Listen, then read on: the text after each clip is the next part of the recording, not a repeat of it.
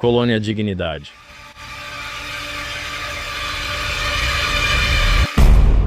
Nazistas fugiram após a Segunda Guerra e muitos foram para a América do Sul. Mas você sabia que existiu uma seita rural chilena que abrigou muitos desses nazistas e se envolveu em muitos atos nefastos? E hoje nós vamos explicar tudo isso. Se você nunca ouviu falar da Colônia Dignidade, é um enclave alemão secreto criado na zona rural do Chile em 1961 por Paul Schaeffer, que fugiu da Alemanha após acusações de abuso infantil. Vista externamente como uma comunidade religiosa caridosa, a Colônia Dignidade ocultava graves abusos aos direitos humanos. Quero dizer, exploração infantil, trabalho forçado, colaboração com a ditadura militar chilena, ou seja, as piores coisas imagináveis. E a história da Colônia Dignidade é um exemplo de como um líder carismático, uma ideologia autoritária e um Estado cúmplice com os abusos permitiram décadas de sofrimento a portas fechadas. Então hoje nós vamos mergulhar fundo nesse capítulo bizarro da história, conhecido como o culto nazista pedófilo,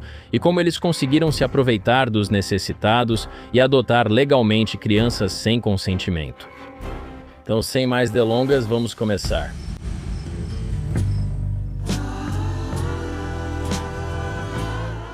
Então, quem era esse cara, Paul Schaeffer? Certo. Ele nasceu em uma pequena cidade chamada Bonn, em 4 de dezembro de 1921. Ele é o terceiro filho de uma mulher chamada Anna Schmitz. O pai dele, Jacob Schaeffer, desapareceu depois que eles se divorciaram em 1932. Paul Schaeffer tinha 10 anos quando sua mãe se casou novamente em 1933. Segundo ele, seu pai morreu na guerra, assim como seus 2 irmãos mais velhos. Aos 6 anos, Paul Schaeffer teve uma grave lesão no olho e, a partir de então, ele passou a usar um olho de vidro que se tornou, você sabe, meio que emblemático da sua visão míope do mundo. E aos 18 anos, Schaeffer se mudou para uma pequena cidade perto de Colônia. E em outubro de 1940, ele foi convocado por alguns meses para o serviço de trabalho do Reich. Isso era basicamente uma força paramilitar nazista em uma cidade próxima. Devido à sua lesão no olho, ele não foi enviado para a linha de frente. E em 1941, ele foi convocado para o serviço militar e destacado para uma pequena cidade chamada Münster, presumivelmente como médico, mas ninguém sabe ao certo. A pouca informação sobre o papel de Schaeffer na Segunda Guerra Mundial gerou depois várias especulações sobre seu envolvimento em outros crimes nazistas. Foram mencionadas especificamente possíveis designações em campos de trabalho forçado e em um subcampo do campo de concentração de Buchenwald. Novamente, nada disso pode ser verificado, mas existem muitas teorias sobre o que ele fazia. Após a guerra, ele se torna ativo como pregador leigo e trabalhador com jovens na Igreja Evangélica Livre. Schaeffer era conhecido por seu carisma e por esse estilo meio autoritário, pode-se dizer, pois ele falava com muita convicção e sempre com absoluta certeza. Como resultado, ele atraiu muitas pessoas após a guerra, principalmente viúvas e seus filhos. E ele fundou o que chamou de missão social privada, que basicamente funcionava como um orfanato e algum tipo de instituição de caridade cristã. E a abordagem de Schaeffer era marcada por esse tipo de disciplina alemã rígida e esse foco na obediência, que mais tarde veremos que acaba servindo de base para o estilo de liderança dele no Chile. Na década de 1950, as atividades de Schaeffer na Alemanha levantaram suspeitas. Pais e autoridades levantaram preocupações sobre o comportamento inadequado dele, com algumas das crianças sob seus cuidados. E em 1961, a polícia alemã abriu uma investigação formal sobre essas acusações. Então, para evitar a acusação, ele vai embora. Ele foge da Alemanha com um grupo de seguidores leais, incluindo várias crianças deles. As circunstâncias da partida deles eram, eu diria, legalmente questionáveis, pode-se dizer, já que algumas crianças foram retiradas de suas famílias realmente sem o devido consentimento. Então ele e seus seguidores vão para o Chile em 1961, buscando escapar do processo judicial que enfrentavam na Alemanha. E ao chegarem, eles adquiriram uma grande extensão de terra perto de uma cidade chamada Parral, no centro do Chile. O governo chileno concedeu status legal ao grupo, reconhecendo oficialmente como Sociedade Benefactora e Educacional Dignidade. Ok, como foi a minha pronúncia nisso? Isso foi horrível, obrigado, eu agradeço. O reconhecimento legal, basicamente, permitiu que Schaeffer e seu grupo meio que se estabelecessem com um certo grau de, você sabe, proteção, certo? Eles vêm pra cá e somos legítimos e transparentes. Isso estabelece a base para o enclave que mais tarde seria a Colônia Dignidade. A comunidade, quando eles estão estruturando inicialmente, é esse tipo de assentamento fechado, principalmente de imigrantes alemães. No auge, a colônia Dignidade tinha cerca de 300 pessoas, maioria trazida da Alemanha por Schaefer, e era fisicamente isolada. Você pode ver uma foto aqui. É cercado por cercas e entradas vigiadas e o contato com o mundo exterior era bastante limitado. Quero dizer, isso é como uma tática antiga de seita, certo? Você tira as pessoas de um lugar. Quero dizer, Jonestown é o exemplo mais infame, e você as leva para um novo lugar, onde elas não conhecem ninguém, elas não necessariamente falam o idioma. Elas acabam sendo obrigadas a ser muito isolacionistas, o que pode se tornar um terreno fértil para diversos abusos graves. Então a comunidade funciona, sabe, como uma espécie de comuna agrária e industrial, de certa forma. Ela possui sistemas próprios e atua na prática como um estado dentro de outro. E Schaefer controla totalmente todas as pessoas e aspectos da vida na colônia Dignidade. Ele impõe um regime de, você sabe, disciplina, vigilância e obediência, usando muita ideologia religiosa como ferramenta central para manter toda essa autoridade. E os membros eram submetidos a rotinas muito rigorosas de, você sabe, monitoramento e isolamento da sociedade chilena e até mesmo de suas próprias famílias dentro do enclave. A doutrina religiosa era usada para justificar e reforçar tudo isso. E isso, novamente, garantia que Schaefer fosse, você sabe, o líder autoritário dentro dessa pequena subcomunidade.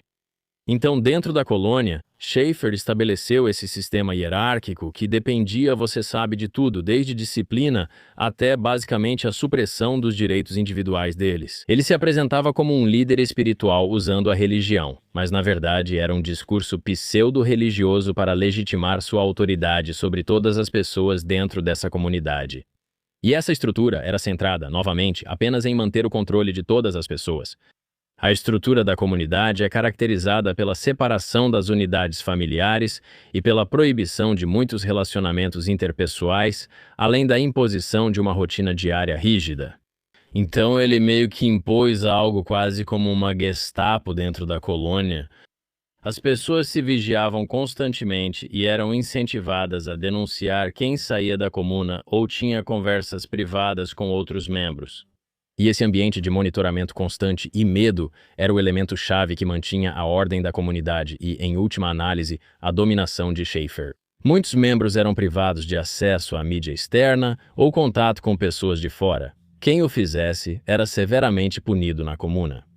Laços pessoais, incluindo, você sabe, relacionamentos românticos ou até mesmo familiares, eram suprimidos para eliminar, você sabe, possíveis alianças que pudessem ir contra a autoridade de Schaefer. E qualquer um que questionasse a autoridade dele era punido severamente, reforçando novamente que as violações dos direitos humanos eram sistemáticas e profundamente enraizadas no cotidiano da comunidade. Então é aqui que as coisas começam a ficar ainda mais ferradas. Então você tem esse cara Schaefer, certo? E ele começa a tirar crianças à força dos pais e basicamente colocá-las aos cuidados da comunidade. Então, pais com seus filhos, ele agora está cortando os laços familiares e dizendo que essas crianças agora são filhos da comuna e não seus filhos especificamente. Os direitos de custódia eram transferidos a outros membros, garantindo que as crianças fossem doutrinadas na rígida hierarquia e submetidas aos mesmos abusos. É simplesmente insano. Você tem que pensar, essas pessoas passaram por essa guerra na Alemanha. E novamente, muitos estavam do lado errado, como você imagina, mas essas crianças parecem inocentes, e as viúvas estavam em casa. Agora elas estão longe de suas famílias e parentes, vivendo em outro país. E então seus filhos são tirados à força delas dentro da comuna, em um lugar sobre o qual elas não sabem nada, com uma língua que não conseguem falar. Elas nem sabem a quem recorrer, elas nem podem sair da comuna. Então agora seus filhos são tirados delas. Quero dizer, eu tenho um filho, eu tenho um menininho de 7 meses. Só de pensar que alguém tiraria meu filho já seria agonizante. Quero dizer, é insano pensar que esse cara tiraria os filhos delas à força, especialmente se você sabe que ele está sendo investigado por abuso infantil lá na Alemanha. É absurdo. Então, desde a fundação da colônia, eles começam agora a buscar ativamente famílias carentes nas áreas rurais ao redor. E isso é um clássico, de novo, típico de seita abusiva. Eles encontram as pessoas mais marginalizadas que precisam de apoio, oferecem ajuda e, então, abusam delas sistematicamente. Seja por trabalho forçado ou abuso sexual, entre outras coisas horríveis. Então, o que eles faziam era oferecer atendimento médico gratuito e oportunidades educacionais para as crianças locais.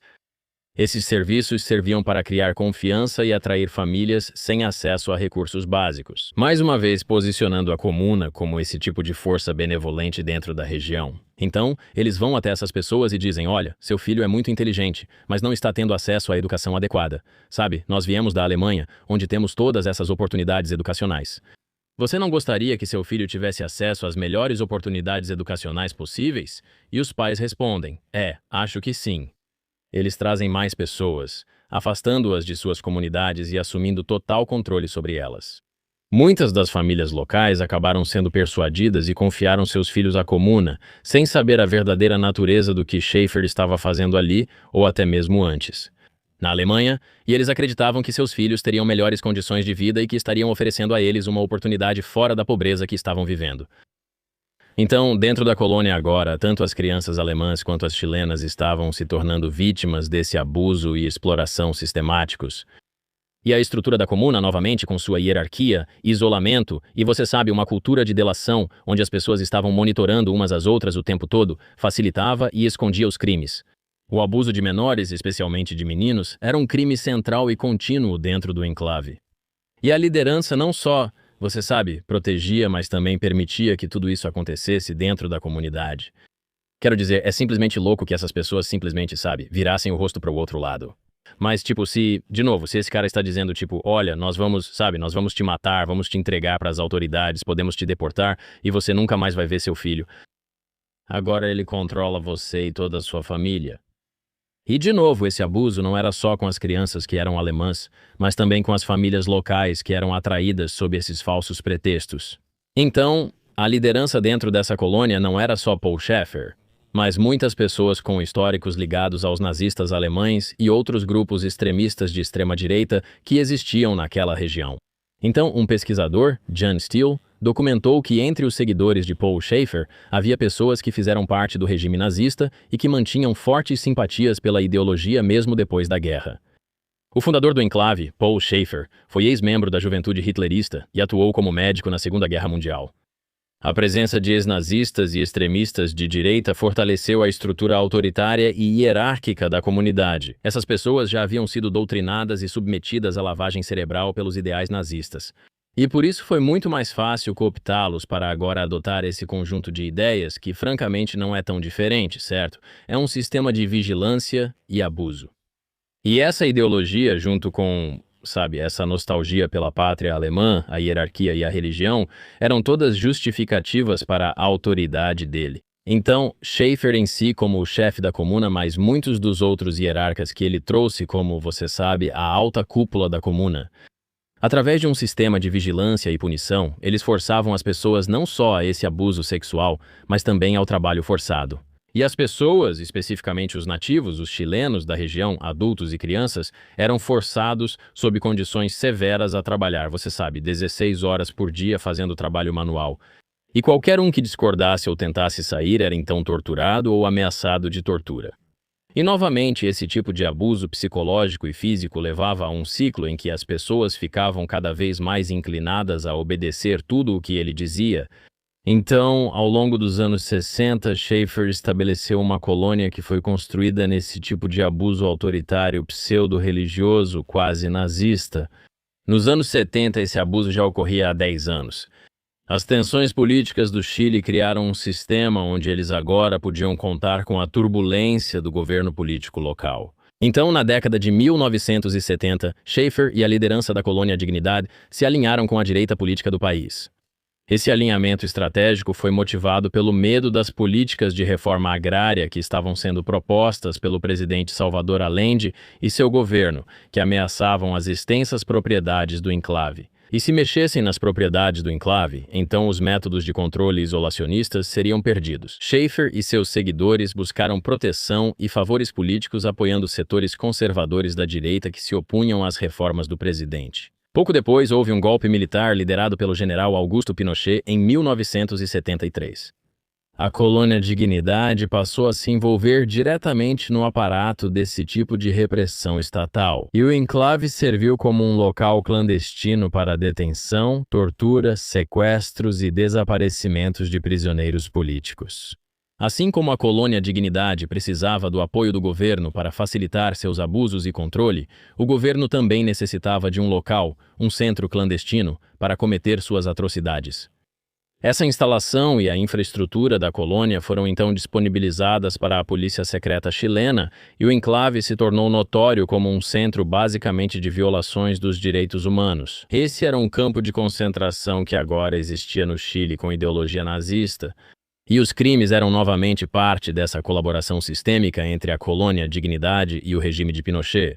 E a relação entre a ditadura e Schaefer foi ainda mais evidenciada por visitas pessoais de altos funcionários. Quero dizer, em um determinado momento, o próprio Augusto Pinochet, junto com o chefe da polícia secreta, Manuel Contreras, visitou o enclave, demonstrando os laços estreitos entre a comunidade e esse regime. As instalações da colônia Dignidade foram então usadas não apenas para repressão e operações de inteligência, mas também como ponto de apoio entre a ditadura e o abusador naquela época. Então agora Schaefer e sua comuna estão completamente protegidos pela natureza política do local e pelo governo que está no comando. Ambos se beneficiam. O enclave serve para deter, torturar e desaparecer inimigos de Pinochet. E Schaefer agora consegue manter seu regime isolacionista, sistêmico e opressor sem que ninguém tente entrar e pará-lo. Então, apesar de muitas tentativas de manter tudo seguro e encoberto, o conhecimento público e relatos sobre os crimes que ocorriam dentro da colônia vieram à tona e as pessoas começaram a falar sobre isso. Mas o governo de Pinochet permitiu que a comuna operasse com total impunidade. O Estado chileno não apenas deixou de intervir, mas também ofereceu proteção e status legal à liderança do enclave, garantindo que a investigação sobre os abusos nunca fosse realizada. O clima de impunidade persistiu durante toda a ditadura, mesmo com o aumento das evidências de tortura, sequestros e abusos. Então, essa natureza compartilhada de proteção e impunidade tornou lento para que qualquer pessoa conseguisse justiça ao final do regime. Mas no fim das contas, a transição para a democracia no Chile trouxe um novo escrutínio sobre os crimes cometidos pelas pessoas na colônia Dignidade. Com o fim da ditadura de Pinochet e o início do debate sobre abusos de direitos humanos, Paul Schaefer e seu enclave passaram a receber atenção pública e judicial. Já era hora, né? Nesse período, houve um aumento dos esforços de sobreviventes e defensores para basicamente pressionar o Estado chileno a investigar e expor todas as violações que ocorreram dentro da comuna. Tudo, como eu disse, desde trabalho forçado até abuso sexual e a colaboração com o regime Pinochet em troca de, você sabe, fazer desaparecer opositores políticos. Então, em 1997, após crescente pressão legal e clamor público, Schaefer fugiu do Chile para escapar da acusação por seus crimes sexuais e outros crimes de trabalho forçado, etc. E ele permaneceu foragido por vários anos até ser preso na Argentina em 2005. Quero dizer, só imagine quanto tempo isso durou. Ele desenvolve e realmente cria a comuna em 61. Ele começa isso na Alemanha nos anos 50, então esse cara vai dos anos 50 até 2005. Quero dizer, são 5 décadas seguidas, 50 anos de abuso, assassinato e tortura. E só nesse momento, em 2005, é que ele realmente é pego e levado a julgamento pelos seus crimes. Ele é extraditado para o Chile, e Schaefer foi condenado por várias acusações de abuso de menores, entre outras coisas, e recebeu uma longa pena de prisão, marcando esse momento de responsabilização para a liderança da colônia Dignidade. E apesar dos avanços, a investigação sobre toda a extensão dos abusos e dos desaparecimentos ligados à colônia Dignidade continuou. Quero dizer, sobreviventes e defensores persistiram em seus esforços para alcançar esse tipo de justiça. E o processo foi lento, árduo e burocrático. E, novamente, dificultado pelas décadas de segredo do enclave e pelo envolvimento com autoridades chilenas e alemãs. Mas, ainda assim, o trabalho contínuo dos defensores e de seus advogados foi crucial para enfrentar o legado da colônia Dignidade e garantir que os crimes cometidos lá nunca fossem esquecidos ou repetidos. E aí, pessoal, vamos fazer uma pausa rapidinho porque eu quero conversar com vocês sobre o seu pai. Sim, o seu pai. Pense nesse cara. Gente boa, provavelmente conserta as coisas com fita adesiva e clipes de papel, coisas assim. No Dia dos Pais, você fica sem saber o que dar. Ele só pede meias, diz que não quer nada. Então você escreve uma carta, entrega e ele pensa: que filho eu criei? Bem, neste Dia dos Pais, dê a ele algo que ele realmente vai usar todos os dias. E é por isso que eu quero falar com você sobre a Raycon. Sim, os fones de ouvido Raycon Everyday, eles são perfeitos para pais que estão sempre em movimento, fazendo coisas. Eles buscam uma pausa, ouvindo Led Zeppelin, um podcast sobre alienígenas ou ignorando a mãe. Os Raycons vão oferecer um som cristalino e um encaixe confortável por um preço acessível. Isso mesmo, eles têm cancelamento ativo de ruído. Isso muda tudo, não tem fio nenhum, sem complicação. Eu guardo os meus na mochila, gosto de usar no avião. E outra coisa que eu adoro nos Raycons é que eles são muito acessíveis e têm um preço econômico. Quero dizer, pelo preço de um fone de ouvido concorrente, você pode comprar 2 ou até 3 desses Raycons. Se você estiver no avião, perder um ou cochilar e não souber onde está, terá outro na mochila. Eles são incríveis. Uso eles na academia, andando pela cidade ou trabalhando em podcast. É o melhor. Então, se você está interessado em apoiar este podcast, assim como seu pai, e manter sua família unida, acesse buyraycon.com/buyraycon.com/campgagnon e você vai ganhar 15% de desconto em tudo no site. Isso mesmo, tudo no site, 15% de desconto. Isso é buyraycon.com/buyraycon.com/campgagnon. Apoie seu pai. Apoie seus ouvidos e este podcast com Raycon. Parece uma boa. Vamos ao podcast. Paulo Schaefer morreu de insuficiência cardíaca em 2010 em um hospital prisional em Santiago, Chile. Quero dizer, graças a Deus. Às vezes odeio essas histórias porque parece que os vilões nunca são pegos, só morrem em algum lugar. Mas isso só ocorreu em 2010. Quantos anos ele tinha ao morrer? Você pode descobrir? Quero dizer, ele viveu até o fim. Meu Deus, quero dizer, ele tinha 88 anos quando morreu. Quero dizer, como assim não conseguem matar um cara de 88 anos antes? É loucura ele não ter morrido na prisão ou algo assim, né? Na prisão, imaginaria que diriam: precisamos pegar esse cara. Especialmente por crimes contra crianças, isso normalmente é um... É isso que eu estou dizendo. Tipo, é louco que demorou tanto. Cara, é só assoprar nele ou algo assim. Tipo, quão fácil seria matar um cara de 88 anos, né? Um único soco. Sério. Sim, tipo um soco, sei lá, tipo um chute de Skechers ou algo assim. Tipo, ele está a um tropeço de virar pó. Quero dizer, eu odeio essa merda. Mas, no fim das contas, ele morre e isso meio que marca o fim da era da Colônia Dignidade, já que ele governou o enclave com essa autoridade por décadas. A morte dele foi vista por muitos sobreviventes como justiça. Ele ficou preso pelo resto da vida, mas isso demorou muito. Muitas vítimas ainda buscam responsabilização total, pois não foi só ele, mas vários outros também. O golpe final na Colônia Dignidade ocorreu após Schaefer fugir nos anos 90 para evitar a acusação, o que levou à investigação e intervenção das autoridades chilenas. Após ser capturado e extraditado, ele perdeu todo o controle, certo? Mesmo assim, ainda manteve algum controle indireto na Argentina. A comunidade, renomeada Vila Baviera, foi gradualmente afrouxando restrições internas, permitindo que os moradores saíssem e se conectassem com o mundo exterior. As autoridades chilenas invadiram o local várias vezes e encontraram provas de abuso e colaboração com o regime de Pinochet. E a perda da liderança com a investigação legal em andamento basicamente desmantelou as seitas, sabe, qualquer tipo de autoridade delas ou, sabe, a impunidade que tinham sobre as pessoas. Quero dizer, eu simplesmente fico impressionado com essas seitas e suas lideranças. É simplesmente insano. Tipo, uma das coisas em que eu sempre penso é na conversa que tive com esse cara, Jennings Brown, onde ele falou sobre as pessoas meio que ficando presas nessas seitas. E antigamente, para criar uma seita, você tinha que reunir as pessoas pessoalmente. Você precisava encontrar alguém na vida real e trazê-lo para dentro. Antes era mais fácil manter as pessoas nas seitas, mas hoje elas existem online. Existem grupos no Facebook, fóruns e chats no Instagram onde as pessoas nem percebem que entram em uma seita. E a coisa que ele sempre dizia e que mais me marcou é: se você sentir que alguém está sendo atraído para uma seita, não tente puxar essa pessoa para fora, porque a seita diz para ela: olha, as pessoas de fora não te entendem. Elas vão dizer que você é louco, vão dizer que somos uma seita, vão falar tudo isso. Se eles disserem isso, estou te falando, significa que eles já foram longe demais. Apenas ignore essas pessoas, afaste essas pessoas da sua vida. Se você disser a um familiar ou amigo: acho que você está numa seita, eles podem pensar: a liderança avisou que isso aconteceria. Eles estavam certos. Jennings sugere lidar com isso fazendo perguntas abertas, mantendo a mente aberta e perguntando: ei, que grupo é esse do qual você faz parte? No que vocês estão se metendo? Qual é a de vocês? O que vocês defendem? Vocês podem conversar com pessoas de fora do grupo? Vocês podem circular livremente? Esse tipo de coisa. Além disso, se você for alguém que sabe tem uma renda mais baixa, talvez seja um pai ou mãe solteiro, você vai ser um alvo para essas pessoas tentarem te abordar. Quero dizer, novamente, na minha conversa com Bob Hamer, que foi agente do FBI por muitos anos investigando esse tipo de crime de abuso infantil, ele disse que esse tipo de pessoa maldosa procura pessoas que precisam de ajuda. A resposta não é não peça ajuda, e sim buscar apoio de quem realmente quer ajudar, sem tentar te isolar da família ou pessoas próximas, como Schaefer e outros da Colônia Dignidade fizeram.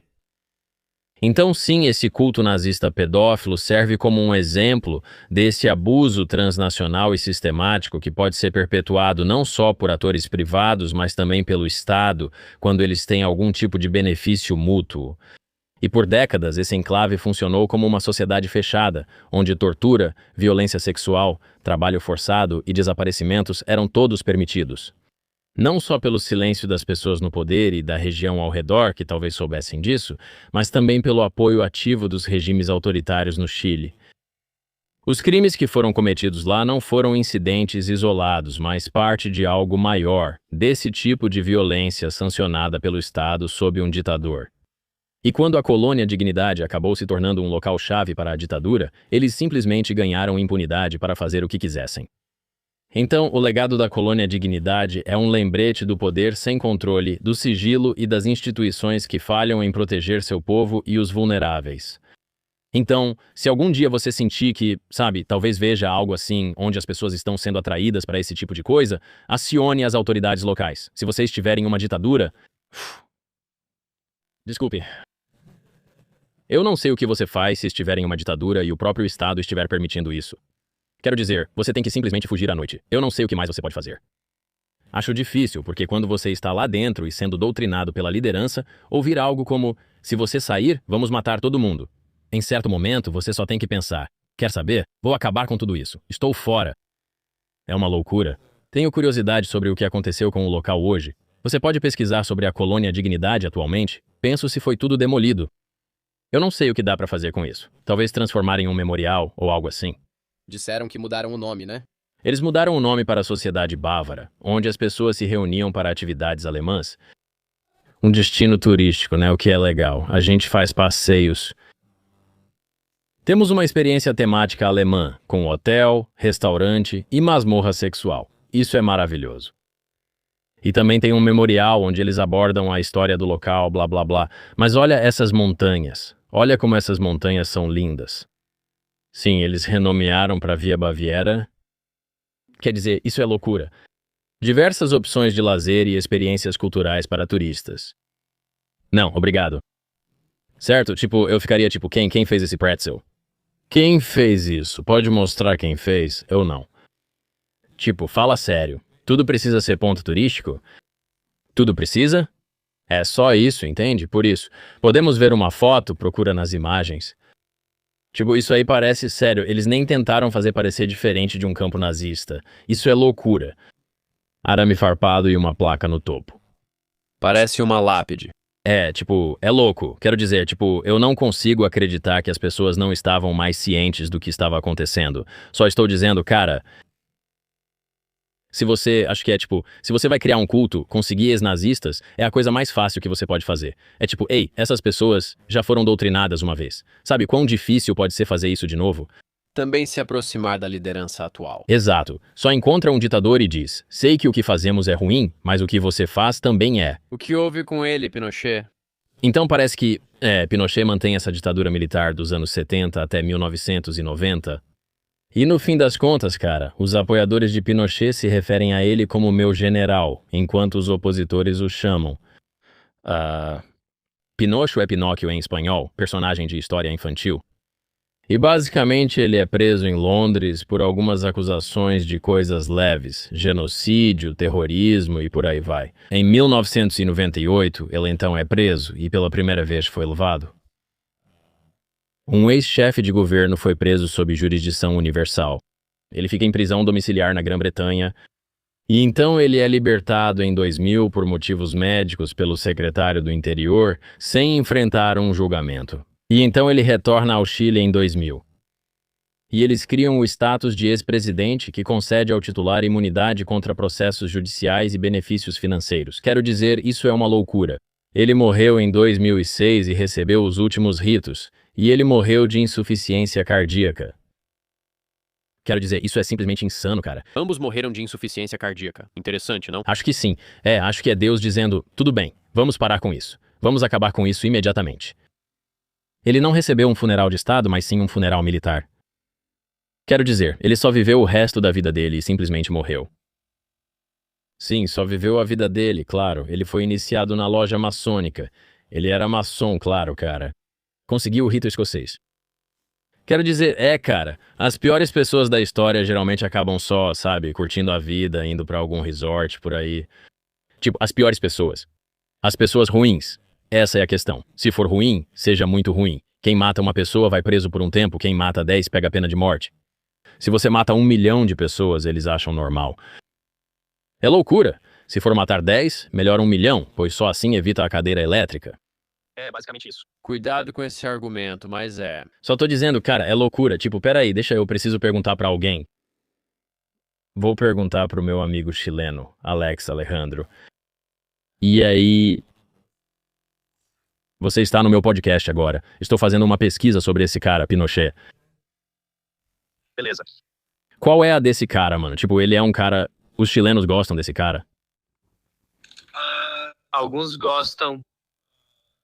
Só porque, tipo, ele trouxe muitos avanços econômicos para o Chile, meio que colocou a gente no mapa economicamente, mas ele também, tipo, matou muita gente nesse processo. Qualquer pessoa de esquerda ou que fosse, tipo, gay, quero dizer, coisas de extrema direita mesmo. Ele colocava pessoas, tipo, usava o Estádio Nacional de Futebol para fazer fuzilamentos, jogava pessoas de helicópteros. Estádio Nacional de Futebol usado para pelotões de fuzilamento? Sim, na verdade tem uma parte no estádio que eles isolaram para as pessoas que morreram lá. Na verdade, meu amigo Sebastian fez uma instalação de arte onde ele colocou uma árvore e eles jogaram uma partida de futebol ao redor dela, acho que em comemoração a isso. Sim, Quero dizer, isso é loucura. Isso é insano, cara. Estou pesquisando sobre esse cara. Fico tipo, cara, isso é loucura. Ele simplesmente viveu o resto da vida dele no Chile, morreu quando tinha uns 99 anos ou algo assim. sim, acho que nos anos 80 meus pais viveram sob a ditadura com toque de recolher às 10 horas. Sabe, tinha uns malditos tanques nas ruas. Cara, Você conhece a Colônia Dignidade? Não, nunca ouvi. Cara, era tipo um campo de concentração nazista criado por esse alemão para torturar pessoas, em parceria com o governo do Pinochet. Sim, tipo, né, o cara definitivamente era meio que mestre nesse tipo de coisa. Ele é um cara doido. Na verdade, é um fato louco. O primo do meu pai, o nome dele é Hecard Negmai, era tipo o porta-voz da ala esquerda. Uau. E sim, então ele falou contra o Pinochet e o Pinochet matou ele, tipo, esquartejou o corpo dele e jogou na rua. Isso é loucura. Sim, acho que se você procurar meu sobrenome no Google, ele tem até uma página na Wikipédia e tudo mais. Tipo, tem ruas com o nome do meu tio, tipo Avenida Negmai ou algo assim. Sério? É meio louco. Então minha família não curte muito. Eu imagino, cara. É. Nossa, No fim, tudo se resume aos fins justificando os meios. acho que sim. Quero dizer, o Chile é meio que, em termos de América do Sul, um polo econômico, sabe? Junto com o Brasil. Não, cara, esquece ele. Ele matou seu tio. É meio que, é mais ou menos assim que eu vejo. Quero dizer, caramba. Mas respeito pra ele, viu? Esse cara, seu tio foi um guerreiro por enfrentar ele. Esse cara era um guerreiro. Bom, não queria tocar nesse assunto enquanto você provavelmente está tendo um dia tranquilo com seu amigo e eu chego falando tipo, e aí, seu tio morreu? Mas quero dizer... Isso aqui é muito melhor do que o que vejo no meu trabalho corporativo, sentado na mesa. Então, respeito. Bom, eu te agradeço, irmão. Muito prazer e a gente se fala depois. Que Deus te abençoe. Bom, tá aí, cara. Pinochet. Galera, um pedaço de merda. Opinião polêmica. Isso é loucura. Ele esquartejou o tio do meu amigo. Acontece que... Então... Se você está vivendo sob um ditador, tente não viver assim. Certo. E definitivamente não enfrente ele. Se for viver sob um ditador, monte um acampamento e seja aliado dele, assim só morrerá de insuficiência cardíaca depois. Isso é insano. Cara, Christos, gostaria de acrescentar algo? Não, acho que é isso. Você apoia Pinochet? Você gosta dele ou não? De jeito nenhum. Só pra constar. E quanto à colônia Dignidade, então? Nenhuma das duas. Além disso, Gabi, colônia Dignidade era aquela colônia da dignidade? Sim. Isso é irônico. Esse foi mais um episódio de Camp. Obrigado por assistirem. Se você se interessa por histórias estranhas, bizarras, esquisitas, atrozes, mórbidas ou fascinantes de todos os tempos e de todos os cantos do mundo, este é o lugar para você. Este é o nosso 10º episódio. Fazemos isso toda semana. Se você é fã, por favor, inscreva-se. Voltamos na próxima semana com mais histórias fascinantes e polêmicas. Muito obrigado a todos. Agradeço de verdade. Estou na estrada. Veja o link na descrição ou no comentário fixado. Venha assistir uma hora de stand-up comedy. Será bem mais engraçado que os temas mórbidos de hoje. Também temos alguns produtos. Você pode conferir o site, Religion Camp, Camp Goods, todas essas coisas e a gente se vê depois. Paz. E aí, pessoal? Aviso rápido. Se você curte o acampamento Gagnon, tenho uma ótima notícia, pois estamos lançando o acampamento de história. Este é o canal para explorarmos os temas mais interessantes, fascinantes e polêmicos da história, certo? Você deve conhecer Benjamin Franklin, Thomas Jefferson e Nikola Tesla, grandes figuras históricas. Talvez tenha aprendido sobre eles na escola de forma chata, mas aqui será diferente. Como você sabe, fui criado por um teórico da conspiração, então vou mergulhar fundo em todas as relações sociais interessantes, estranhas, ocultas e secretas que todos esses homens famosos e influentes do nosso passado compartilhado têm. Então, se você estiver interessado, por favor, inscreva-se no canal do YouTube. O link vai estar fixado na descrição e também nos comentários. E se você estiver no Spotify, isso não se aplica muito a você, mas esses episódios também vão sair por lá. Vá lá e dê uma avaliação alta, isso ajuda muito o programa.